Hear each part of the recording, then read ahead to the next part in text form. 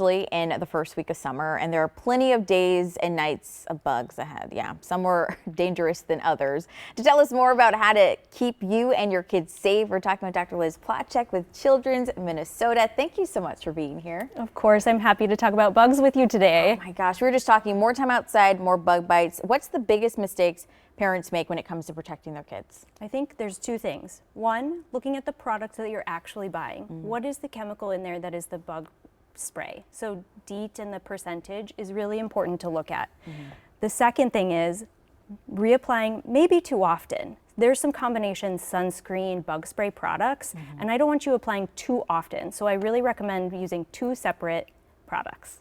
Okay, I would have never thought about that. If I'm spraying bug spray, I'm like, spray it all, so nothing gets on me, but you can do too much. Interesting. Yeah. Okay, so you did touch on the bug sprays. There's so many when you walk down the aisle. So what specifically, you talked about DEET, what else? Yeah, so DEET is probably the most common one that you see. And the percentage really equates to how long you're gonna get protection for. So higher percentage of DEET, longer duration, that it's gonna be effective. So applying more doesn't mean it's gonna last longer.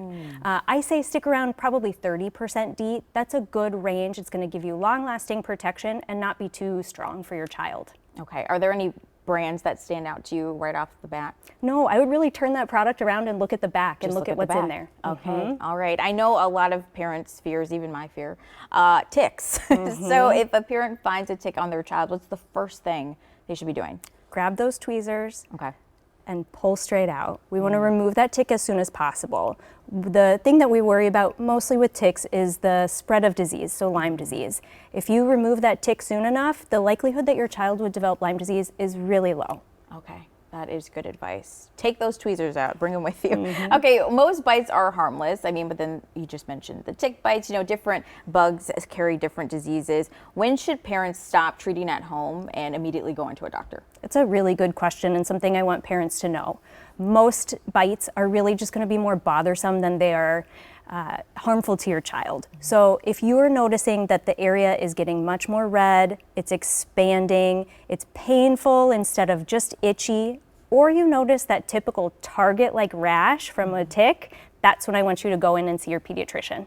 Some of those bigger signs to look for. Okay, before I let you go, I know I was joking with you during break and was saying I don't put myself in situations where I would even experience a tick, but for some parents who may be like, I don't want my kids playing in the grass too much. I mean, what do you tell them? I think that it's important for your kid to go outside and play. Our weather's been beautiful, but there's some things you can definitely do to avoid that. Stay away from standing water. I know it's been rainy and we're talking about rain coming up, but stay away from that. Wear long sleeves, light colored clothing. Bright colors seem to attract mosquitoes, so try to keep it pretty simple.